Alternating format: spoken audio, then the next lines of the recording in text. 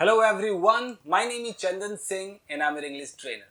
Guys, one of my viewers had requested me to make a video about a particular word which is apparently.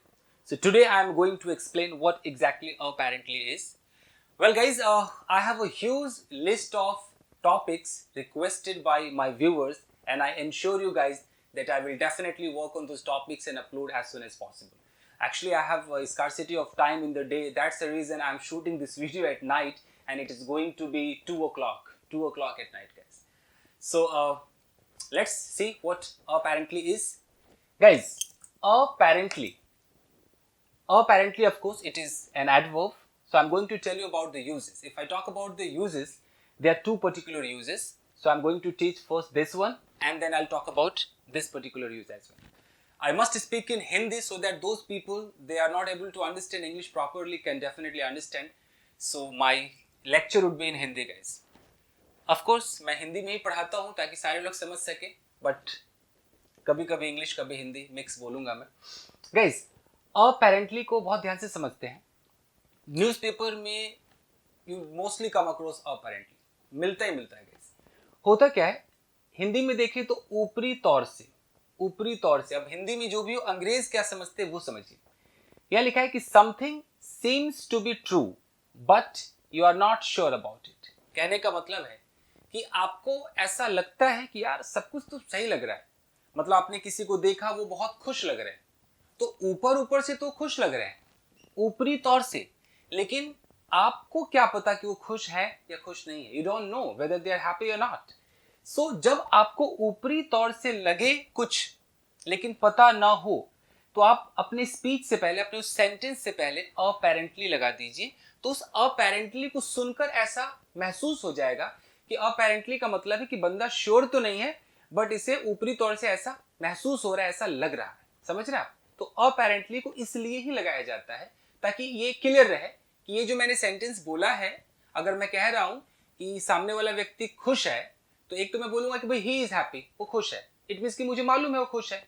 लेकिन अगर मैं बोलूंगा कि apparently he is happy तो इस sentence से मतलब ये निकलता है कि मुझे दिख रहा है कि वो खुश है, बाकी भैया मुझे नहीं पता. ये होता है अपेरेंटली गाइस, इसलिए ऊपरी तौर से. तो देखते हैं एक सेंटेंस है कि my neighbour is apparently kind. अब मैंने यहां पर अपेरेंटली लगा दिया कि मेरा जो पड़ोसी है, अगर मैं काइंड बोलता तो भैया वो दयालु है, मुझे मालूम है वो दयालु है. मैंने क्या किया, उस काइंड से पहले मैंने ये लगा दिया अपेरेंटली.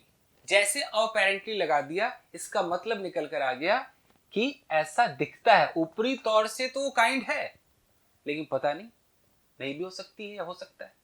ये फीलिंग देता है गाइस. एक और देखिए, apparently that boy is healthy and fit. यानी कि ऊपरी तौर से देखो वो लड़का हेल्दी है, फिट है, but he is undergoing treatment. लेकिन उसका इलाज चल रहा है. यानी कि भाई सामने वाला तो ठीक लग रहा है तो अपेरेंटली हम वहां पर लगाएंगे क्योंकि वो दिख रहा है ठीक, लेकिन हकीकत मुझे ही मालूम है कि उसका इलाज चल रहा है. तो जहां पर आप श्योर नहीं है लेकिन आपको सब कुछ देखने में एकदम ट्रू सा लगता है तो वहां पर आप अपेरेंटली लगा देते हैं. कहां पे लगाएंगे? अगर मेन वर्ब आ रहा है तो मेन वर्ब से पहले उसे रखिए, अगर हेल्पिंग वर्ब है तो उसके बाद रखिए, या सेंटेंस से पहले. न्यूज़पेपर में आपको सेंटेंस से पहले ही लगा देते हैं अपेरेंटली और एक कॉमा लगा देते हैं, या ध्यान दीजिएगा. एक और सेंटेंस है apparently they were talking politely. अब मैं बोलूं यार दे वर टॉकिंग पोलाइटली, इसका मतलब वो लोग प्यार से बात कर रहे थे. मैंने अपेरेंटली लगा दिया. तो अपेरेंटली का मतलब है कि ऐसा लग रहा था, ऊपरी तौर से ऐसा दिख रहा था कि वो लोग प्यार से बात कर रहे थे बट मे बी वो आपस में गुस्से में हो, बस हमें दिखाने के लिए बात कर रहे थे. कुछ भी हो सकता है, इसलिए अपेरेंटली लगाया जाता है. एक और है apparently it is a suicide case. आपने कोई देखा तो आपने बोला यार ऊपरी तौर से तो ऐसा लग रहा है कि सुसाइड केस है, बाकी तो बस देखना पड़ेगा कि मर्डर है या क्या है. तो ये अपेरेंटली ज्यादातर आपको नजर आएगा. लेकिन इसका जो दूसरा जो इस्तेमाल है वो बिल्कुल इसके अपोजिट होता है. वो भी देख लेते हैं. सेकंड जो है ये कहता है अस्पष्ट रूप से. अब देख रहे हैं बिल्कुल इसका उल्टा. ये ऊपरी तौर से ऐसा लग रहा है और सेकंड में बिल्कुल आप श्योर हैं, बिल्कुल स्पष्ट है. इसलिए अपेरेंटली कंफ्यूज करता है लोगों को, क्योंकि ये सर्टेनली वाली फीलिंग देने लगता है। बट ज्यादातर ये इस्तेमाल होता है, कहीं कहीं पर आपको ये दिख सकता है और बहुत लोगों को मालूम भी नहीं है इसके बारे में, तो उन्हें सिर्फ इतना पता है तो यही समझते हैं, लेकिन कहीं पर इसका मीनिंग ऐसा भी दे सकता है। एक ही वर्ड के दो मतलब होते हैं। जैसे यहां पर लिखा है कि शी लुक्स अनमैरिड, उसको देखकर ऐसा लगता है कि वो अनमैरिड है, but apparently she is married. अब यहां पर जो अपेरेंटली है ये कह रहा है कि बिल्कुल स्पष्ट रूप से श्योरिटी के साथ कह रहा है कि वो शादीशुदा है। तो ऐसा अगर टकराए तो बड़ा मुश्किल तो होगा समझना कि भाई अपेरेंटली में हम ये समझे या ये समझे। ज्यादातर केस इधर वाला आपको दिखाई देगा, लेकिन मैं आपको ये भी बता रहा हूं कि कभी टकरा जाए या कभी आप समझ जाए, कभी ऐसी फीलिंग भी आती है, तो ये दिमाग में रहना जरूरी है। एक है कि I thought he is a teacher, मुझे लगा वो टीचर है, but apparently he is not a teacher. लेकिन स्पष्ट रूप से अगर सही बात करें तो ये टीचर नहीं है। एक और है कि he is apparently very upset, यानी कि बिल्कुल स्पष्ट रूप से बोले, बिल्कुल साफ साफ ऐसा दिख रहा है कि वो अपसेट है।